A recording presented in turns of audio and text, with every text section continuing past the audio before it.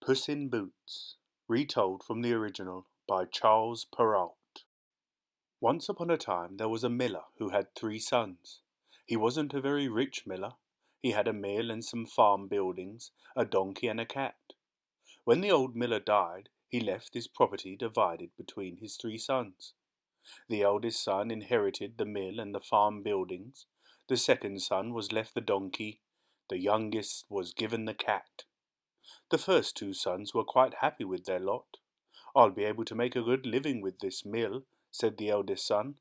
"I can grind the corn, store it in the farm buildings, and sell it at the market." "With this trusty old donkey," exclaimed the second son, "I can help my brother take his corn to market, and help the other millers too." The youngest son listened to his brothers, and then looked at the cat his father had left him. He was none too pleased. "Huh!" he grunted. "My brothers will be able to earn their fortune, while all I have is this miserable cat. I suppose I could always eat it, if I was starving to death." At this the cat sat up and looked at him in a very strange way. "Master," he purred, "your brothers may have inherited the more obvious routes to wealth, but I can assure you I'm no ordinary cat." The youngest son stared in surprise. A cat that spoke was definitely not an ordinary cat. He listened very carefully. "All I require," continued the cat, "is a hat with a plume, a bag and a cape, but most importantly, a very special pair of boots. They must be long and brown with large gold buckles.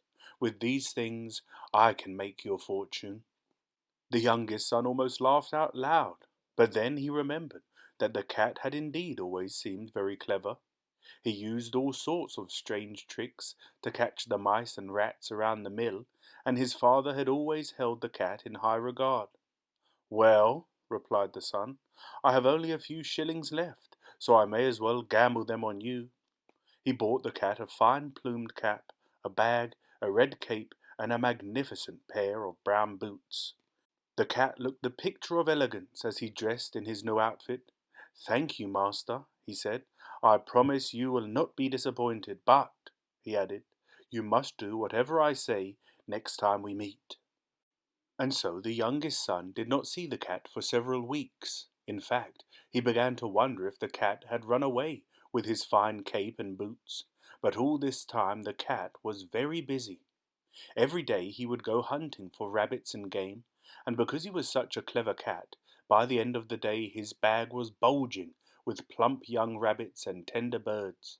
And every day the cat would go to the palace of the king and ask to see his majesty. When he was shown into the royal chamber, the cat would bow low and sweep off his plumed hat. As he produced a rabbit or a bird from his bag, he would say, "Sire, may I offer you this humble gift from my master, the Marquis of Carabas, which he has asked me to present to you on his behalf." "Pray inform your master," replied the king, who was most impressed, "that I thank him and accept the gift with great pleasure." For several weeks the cat paid a daily visit to the king. The king began to be very curious about his loyal subject, the Marquis of Carabas. Meanwhile, the youngest son waited to hear from the clever cat, who would make his fortune.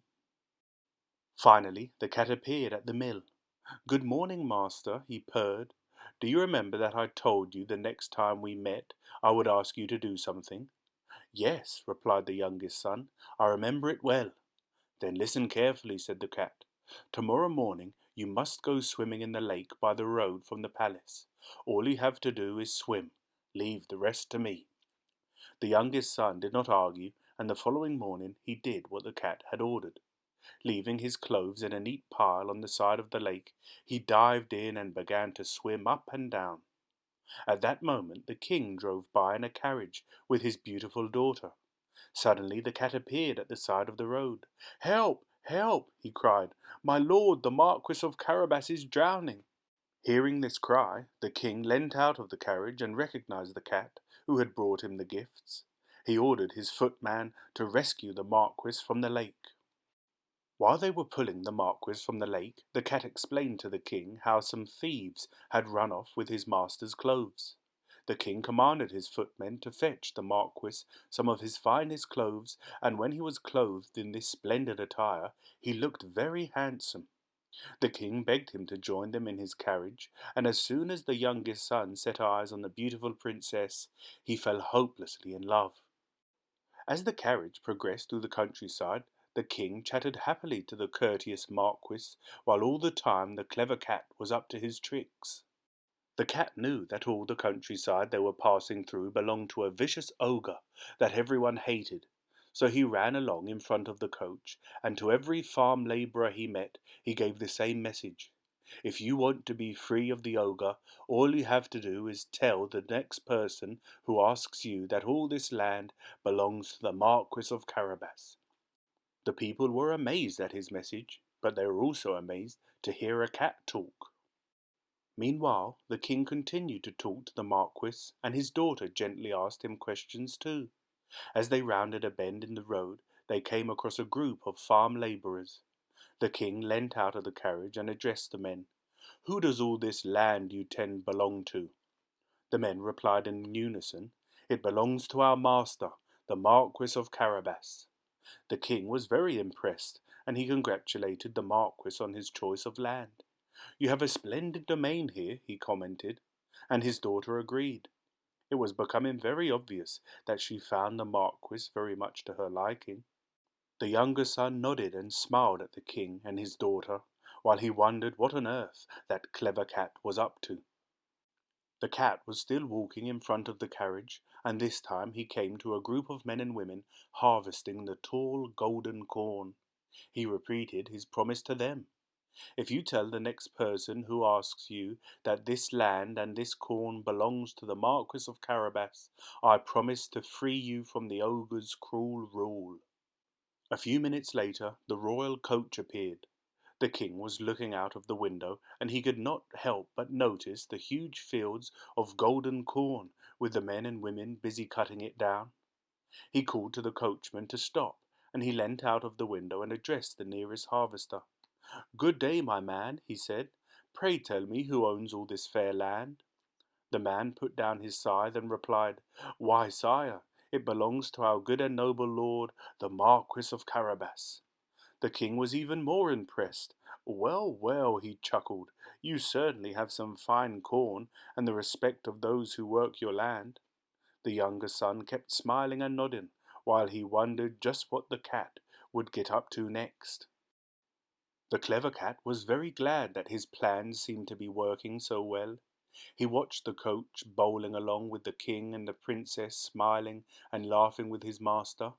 "Now for the next part of my plan," he purred as he took a short cut through the fields to the ogre's castle. It was a very grand castle, and the ogre was a very fierce and terrible ogre. He frightened all the people with his loud voice and cruel ways. He was very rich because he scared the people so much that they gave him all their valuable things so he would leave them alone. His castle was full of gold and silver and precious jewels.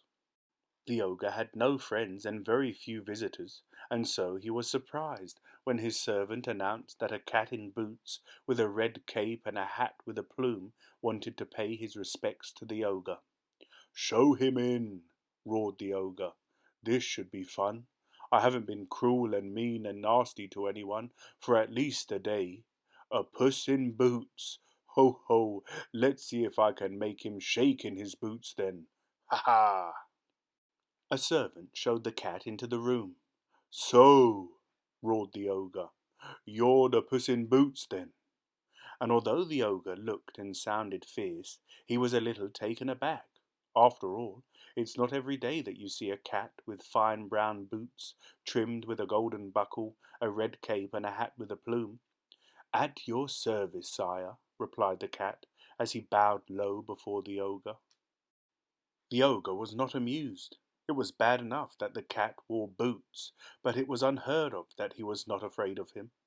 The ogre fixed the cat with his fiercest expression. "I don't need your services," he growled, "but I will take your boots and your cape and your plumed hat. Then I will have something to remember you by after I have eaten you for my supper." And he leant back in his chair and laughed, a really horrible laugh. Ha ha ha! The cat was not at all afraid as he continued. I have travelled a long way, sire, to pay you my respects, for I have heard that you can perform amazing feats. I have even heard it said that you can turn yourself into anything you want. The ogre was easily flattered. Well, he said, what you have heard is true. I can turn myself into anything I wish. Can you turn yourself into an animal? Asked the cat in awe. Oh, yes, boasted the ogre. I could be a horse, or a cow, or a dog, or a... Then he remembered how fierce he was supposed to be. Or a lion. I don't believe you, taunted the cat, and with a roar the ogre turned himself into a huge lion with a long mane, golden, glistening eyes, and long, sharp teeth. He chased poor Puss around the room, snapping at his tail until the cat had to clamber up into the rafters of the roof for safety, which is not an easy thing to do when you're wearing large brown boots. From his spot in the roof, the cat watched and waited until, with a final roar, the lion changed back into the ogre. Well, called the ogre, what did you think of that? The cat climbed down and said, That was very impressive, but I bet you can't turn yourself into a tiny animal. We'll see about that, roared the ogre, getting very annoyed. What sort of tiny animal had you in mind? What about a mouse? Suggested the clever cat, very quietly. Ha! That's easy, sneered the ogre, and he changed into a tiny mouse. In a flash the cat pounced upon him and gobbled him up, and that was the end of the ogre. Quickly the cat gathered together the ogre's servants and told them to prepare a great feast for their new master, the Marquis of Carabas. Then he dashed across the drawbridge and was just in time to see the king's carriage approaching. The carriage slowed down as it neared the castle, and the cat stepped out into the road. Good evening, sire, he called out. Welcome to the home of my master, the Marquis of Carabas. The king looked at the younger son in surprise. My lord Marquis, he exclaimed, there seems no end to the property you own. But this castle is truly beautiful. The princess murmured her approval too. Proudly the young son led them into the castle and into the great hall where a marvellous banquet was laid out. The king was very impressed as he looked around at the magnificent interior and marvelled at the gold and silver on the table. The princess was busy looking too, but only at the younger son, who held her hand gently as he led her to the table. By the time the meal was ended, the king had agreed to give the hand of his beautiful daughter to the Marquis of Carabas. Shortly afterwards, the Marquis and the princess were married. The clever cat was the guest of honour, and he lived the rest of his days in the castle, entertaining royal guests, chasing mice when he felt like it, and generally behaving like a lord. In fact, the Marquis made him a lord as a thank you for making his fortune. The end.